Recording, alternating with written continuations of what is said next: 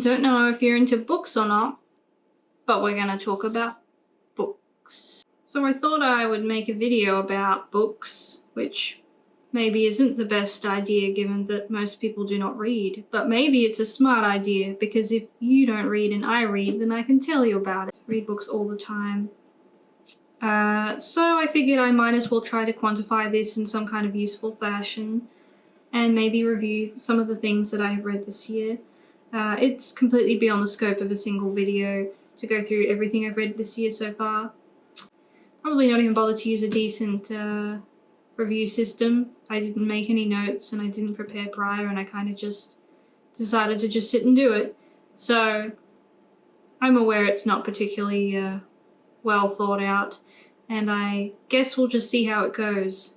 But most of it is non-fiction, so this may not be everyone's jam. I get asked a lot about the books that I read, so I thought I could do a bit of a quick rundown. I just grabbed some of the books that were sort of nearby, and I figured I might just go through a couple of them and just see if those end up being of any interest to anyone.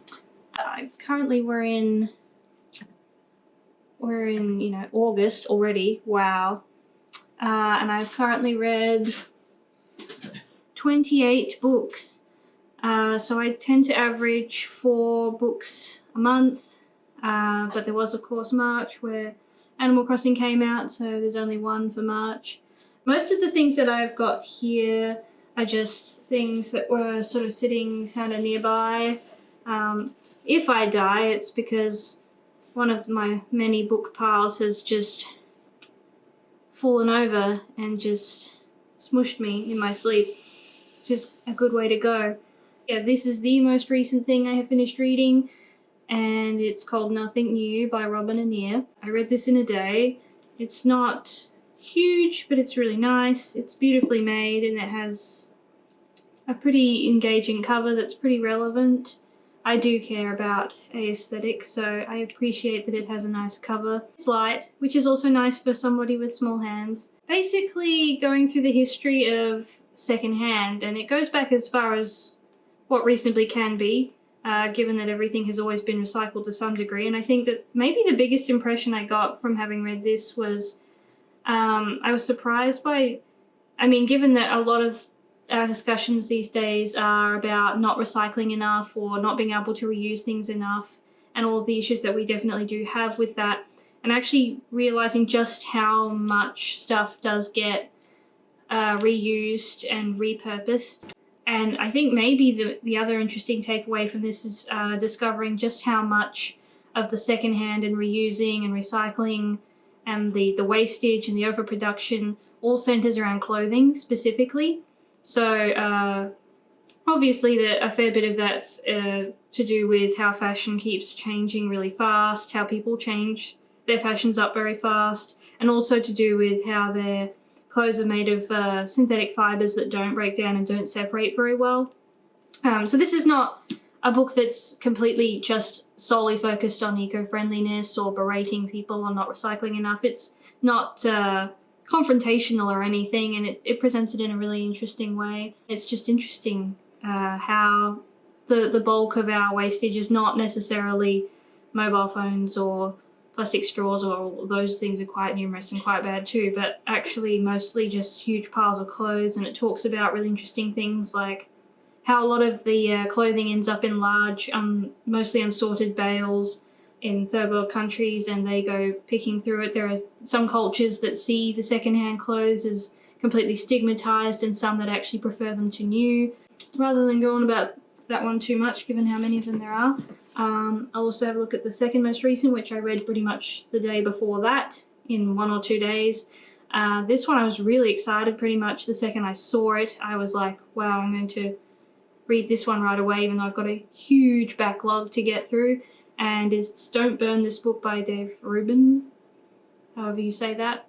I love that graphic design on there, and he makes mention about, how he was amazed how much the graphic designers agonized over the minute details of how big the text should be, whether the mat should be on fire or not, which really hits a nice spot for me as a graphic designer because I care about this stuff, and I think they did a good job, and I like this presentation, and it suits the book well.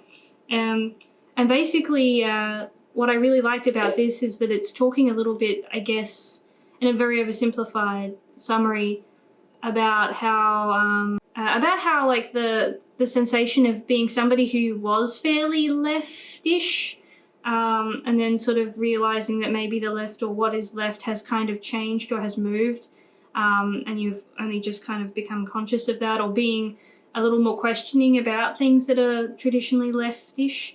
I'm very hesitant to give political opinions, and especially to put them out there on the internet, but I mean, this actually ironically is kind of talking about that very fear. There's a nice kind of segue into this other thing I've been thinking a lot about recently called cancel culture, and how that can sort of devolve into a kind of like a mob-fueled sort of hatred that's very easy to get out of hand a little bit, and that's kind of increasing and sort of encroaching on potential sort of freedoms to communicate and freedoms of speech, etc. Really appreciated that this was probably the first sort of more political thing that I had read in a long time that actually presented really what I felt were fresh and well, they're probably not original, no thought is original, but original thoughts, and sort of fresh things. And I didn't agree with everything in it, but I really respected the way that it was put forward, and I really appreciated the guts that somebody had to actually say some of this stuff that I think is thought about, but a lot of people are starting to feel they can't talk about, and then when you don't talk about things, then, you know, things don't get discussed, and you know, we don't have meaning and connection and progress ultimately. So I thought this was really cool. It talks about a variety of things, but is actually a fairly general thing, and basically he's into classical liberalism. I'm not at all an expert in politics or any political labeling or systems, but I appreciated this because I have been reading So You've Been Publicly Shamed by Jon Ronson, or something like that. I haven't finished it yet, which I would be interested in talking more about potentially later as well. Just this idea that maybe the public shaming thing that used to come from going to a public stoning has kind of transferred itself into Twitter and similar internet type domain. And it's like the psychological damage of the public shaming and the cancel culture is actually immense, and it has been used for a great many probably worthy causes, but it is a very dangerous thing, and I think that's a big part of the reason why I don't put out commentary with my face on it, or with my thoughts on it in a very permanent or public kind of way, because I am very aware that, especially at the rate at which things are changing politically and academically, you know, can you be woke enough at any point? I don't know. It doesn't really matter how much you try to read or how much you try to keep up in news or whatever you do. You're always going to be not quite progressive enough, and then you also have the risk that, I mean, I could make this video today, and then a year from now, or even 6 months from now, somebody could stumble across it, and I could go from relatively nothing to relatively something overnight, just because of one cherry-picked piece of what I said that was taken out of context, or maybe I just probably am ignorant right now about things, and then, you know, a year from now, out of context, that's going to look really bad. So I think I'm just really concerned, not just for myself, but that there are a great many people who were thinking and wanting to have discussions and wanting to put some opinions out there that are not necessarily the worst, or even that crazy, but I think it's just starting to make people feel very, very hesitant to express, and that's ultimately not going to lead to conversations and to productivity, and I think that we will be at a loss for that if the cancel culture thing gets a little too out of hand. So this was an interesting segue, and it had really fresh ideas that I'm not going to re-quote or anything, because it's definitely his thing to tell, but I was really excited about this, and it honestly made me feel like I rethought some political things, I guess. Not that I'm a hugely political person, and that's ironically some of what was said in this anyway. If you've been sort of feeling a little bit sort of bewildered by the culture as it is at the moment, or have had things that you've felt afraid of expressing, or were just looking for something just totally different from your usual, then this is really great for that. It's not exactly what I expected, but it sort of is, so hard to explain. This one here I read actually back in February, but it was just so great that I wanted to just share it right away and just grabbed it off the top of the bookshelf where I kept it. And it's Word Slut by Amanda Montell.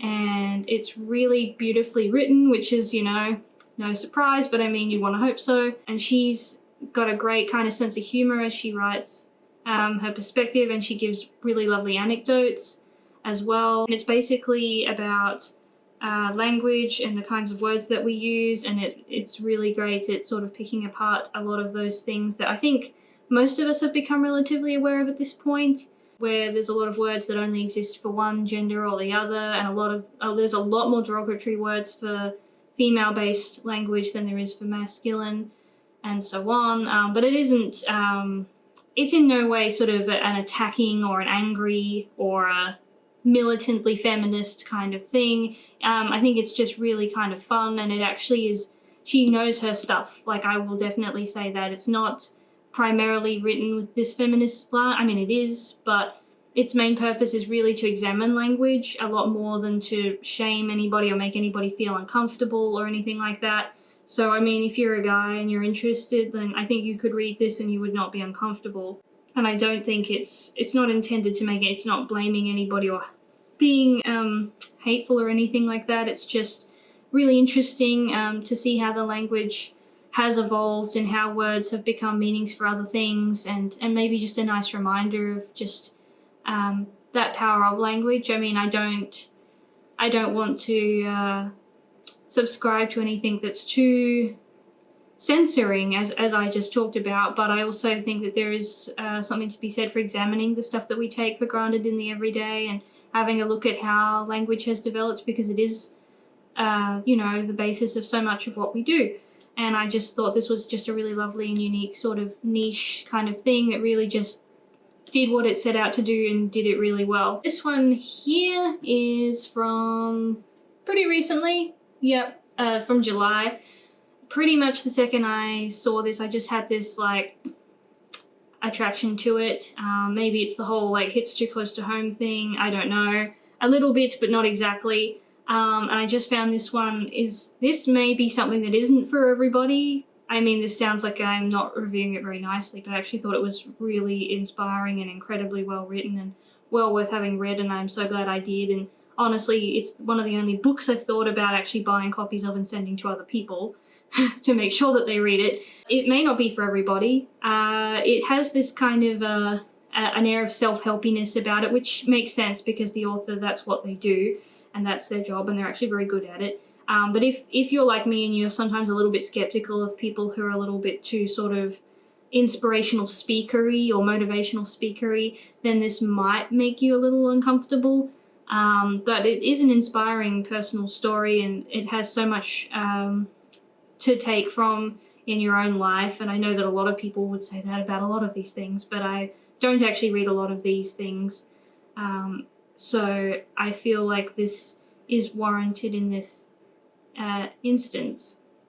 She's a religious woman who was in an unhappy marriage for a long time, and then managed to leave that situation and actually ended up with a female partner. So honestly, as far as personal and ideological transformations over a lifetime go, and as difficulty and insurmountability goes, that's pretty much one of the biggest ones I could imagine. Having to literally like get on a plane and leave life behind, and she had children involved, she had every kind of thing getting in the way. Her therapist or whoever, you know, was also very religious and sort of encouraged her not to leave, and there was all this opportunity for things to go wrong, but ultimately a great amount of thinking and a lot of hard decisions were made, and a great amount of wisdom was gained. So I thought that this was actually a memoir that was really worth reading, and has a really cool cover and has all of these great things about it that I would solidly read again and recommend. And recommend this one so much that, I mean, there are so many people I can see that are stuck in their own versions of Trapped, and I would love for them to read it and take some strength from that. And I have already found strength in it for my life and made changes in my life after having read it, which is not something you can say about every book. So hopefully this has a lot more to give to everybody. This one is very dusty, based on where I kept it. This one is one that's probably going to be very, very contentious. So if I get cancelled in the cancel culture, this is probably maybe one of the reasons why, I'm not sure. Although it's actually extreme left if you want to quantify it in some way. This is The 7 Necessary Sins for Women and Girls by Mona Elthaway. People may or may not know of Mona Elthaway. I had not heard of her as such. But then I had actually known of her, but just not actually put all the pieces together that this was her book and that was her name, and that's how I knew her. So in Australia, Mona featured on our Q&A program, which is I guess a political program for differing opinions to come together and talk. And they also have people from the audience bringing in questions, and they have all of this interactivity around that. I don't watch it religiously or anything. I've seen it maybe like once or twice or something like that. I'm not actually huge on following politics, although my reading might suggest otherwise. She was invited onto an all-female panel edition of Q&A, and within that episode actually got censored completely off TV. They took it off of the iView, the online internet replay service. It was actually quite difficult to track it down. I mean, I did. It wasn't that difficult, but I mean, as far as internet videos go, it was actually a little bit difficult to track it down. And obviously, the second that they censored it, I was like, well, I have to watch it now, and I did. And I personally didn't find anything too scary about it. There were things said on there that I guess I will not repeat here in case I am not allowed to, in case of additional censorship, but if you would like to go and look up that Q&A episode, I'm sure you can do so. I personally did not see anything terrifying about it. I understand what the comment was that caused the drama, but I think there was some level of logic to it that I could appreciate, and I guess that's where I'm coming from with that. Anyway, so once I saw all of that sort of develop, I thought, hang on a minute, I feel like I've heard this name here somewhere before, and that's, she's got more than one book. She's also, I think, got Head, Scars and Hymens, which I had seen, have not read, still, so many things still to read. But I got this, it's pretty bite-sized, I guess, for me. Anyway, I just really appreciated this fresh and sort of unapologetic and strong kind of idea, set of ideas for how to help break women out of really conservative headspaces, I guess, which, you know, maybe is not as needed for some as for others, maybe not. I found that having had a past of the sort that I did, and having some of the things happen to me in my personal life that did, and the kinds of, you know, male issues that occurred, having had things like this to sort of inspire me in the right direction, and to be more, to remain aware and to be more aware of asserting myself, has actually done me like a world of good, to be honest. And maybe this is not as much of an issue for some women as for others. I'm not sure. I mean, it really does vary for everyone, and I'm not touting it, everything that she says or everything in this book as some kind of gospel or a guide to life. I mean, I think everything in moderation and everything with healthy skepticism. But I think that if you have been in a conservative area or raised conservatively in some fashion, then this can give you a lot of inspiration into finding a more you-centric kind of way of living. And as a woman, then having something like this is actually very helpful for trying to develop that when you've had a lot of male input in your life otherwise. I mean, there was just a frankness about it, and it is inspiring to also hear her journey as another human being who's gone through completely different things. There's still a lot to be learned from some of the stuff that she went through. And I think it's just her difference in the way that she's just approaching something differently that really does appeal. Extreme caution in this one. If you're a guy, you will probably find it uncomfortable. I'm not going to try and sugarcoat it. I don't think that's its intention, or that you should just not try and give it a go. I mean, it is just a book. It's not going to give you a disapproving gaze, but I think, you know, if you are somebody who's very political and very sort of about anything political, then you will want to avoid this one. Interesting and fresh and different and spicy, which is fun. Just something a little different out there. It is extreme left, so proceed with caution. Oh, I actually got this so long ago. Got this ages ago, but I put off reading it. I don't know why. And then I just sort of set a pattern of the books that I was going to go through at random, and this one came up, and honestly loved it and was like, whoa, can't believe more people don't read this. This is kind of like a reprint with like an extra edition in there for the, you know, for the last few years where everything has changed again quite a lot in terms of fake news and news. Wow. And I really think that this honestly almost warrants its own review, video, whatever analysis in its own right, and more people should know of this and the kind of concepts that are in this. So it's called Trust Me, I'm Lying by Ryan Holiday, and I think that there are some parts of the world or wherever where it is actually very commonly known or even set as a textbook in some degrees, etc. In some places it is actually a little bit censored, I think, and yeah, honestly, like ideally if you're a layperson, if you're just a person who cruises the internet, somebody who uses a lot of apps on your phone, if you're not studying media, if you're not at uni, if you're not academic in some way and you don't read very much, I mean, this actually would be the best thing for you, I think. I do recommend it most highly. I mean, the average person may not want to go through this much to get that point made. It could be made more succinctly, especially for lay people who do not have the patience or the time for consuming a lot. But this really made clear something that I think was already clear. I mean, like I already was aware of it, but it just really brought into focus what was going on and actually really made it super clear what is actually going on with the whole fake news thing. And I don't think fake news is as simple as just this one wacky story and people believed it like conspiracy theorists do. What it's really trying to explain is that the reason that we end up with some pretty strange stories in even in major media, things like the New Yorker and stuff that sort of sit at the top level of news, is because there's this filter up system that's occurring. I probably can't do justice to explaining it the way he does, especially just off the cuff in a very small amount of time, but it's a filtering up system. So small blogs and the 24-hour news cycle are just causing this vicious inability to just, there's no time to fact check, there's no time to write anything, there's no time to create new content, there's no time to even find real things that are happening.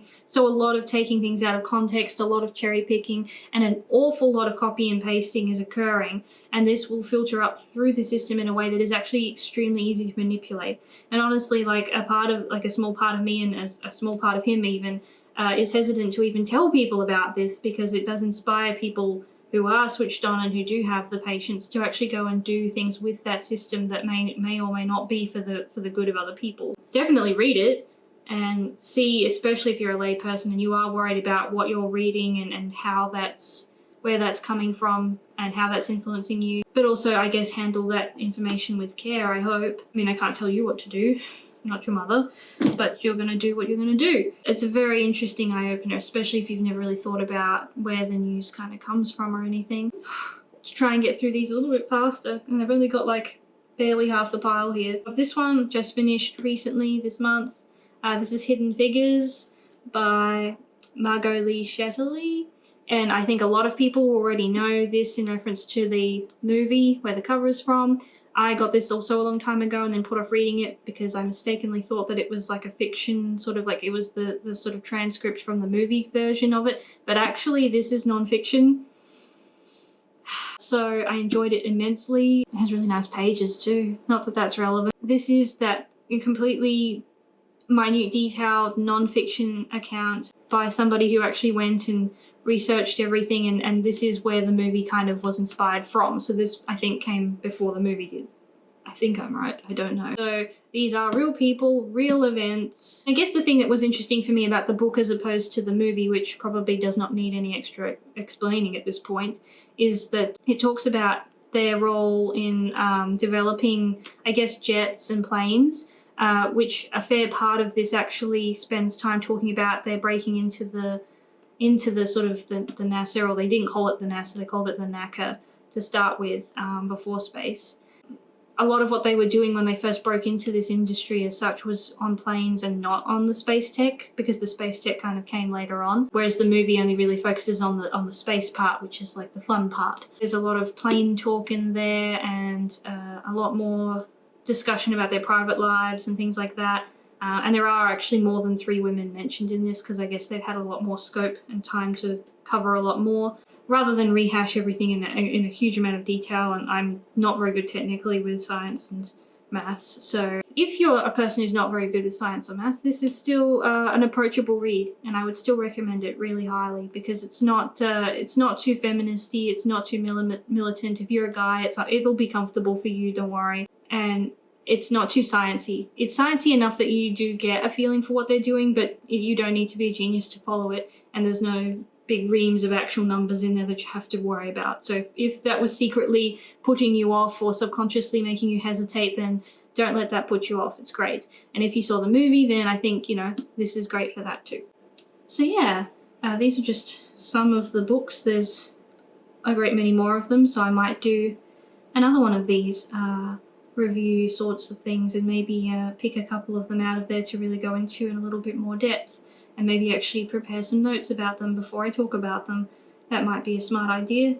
Yeah, and so I guess hopefully maybe this, if you were looking for something to read, or if you had seen some of them around and were not sure if you might be interested in reading one of them, maybe gave you an idea of whether you might want to read it or not. And if you've read one of them maybe and you do have an opinion about it, you can put that in the comments, and that would be very interesting to know if other people had similar thoughts or better worded thoughts than I probably have come up with off the top of my head. I will see you maybe in another video if I ever make another one and don't regret this deeply. If you have some thoughts, do feel free to put them in the comments, and I'll do my best not to make anybody uncomfortable. I mean, keep it sort of civil, one hopes. But I mean, it is the internet, so graphic design is my passion.